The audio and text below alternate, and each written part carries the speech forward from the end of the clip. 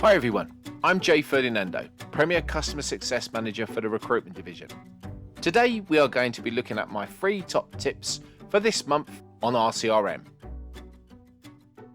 Users of RCRM should be familiar with the search bar at the top of the screen, which can be used to quickly search for any records that you may find in the system.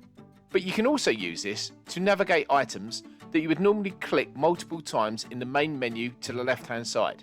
For example, as an administrator, if you want to get into template maintenance, or to attributes.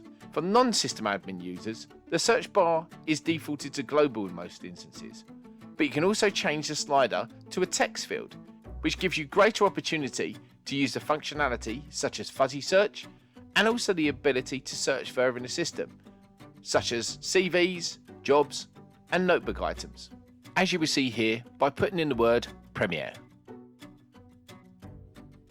Whilst we're in the top icon bar, there is additional functionality such as history, where you can go back to various periods in time, and also the forward and back arrow buttons. Tip number 2 is looking at list and table views. In most instances, when you go into any displays, you will see the information displayed in a list view. However, you can also change this by going into a table view. Within this table view, there is also the option to configure columns, where you can add or take away any columns for additional information as required. Finally, tip number 3, applicant actions. Found on the menu on the left in My Actions, Applicant Actions gives you an overview of all your applicant actions that have taken place, with the additional filter options. Use this to perhaps review a certain stage or owner of the applicant actions and follow up or complete as required. You can also use the usual system hyperlinks to access further information.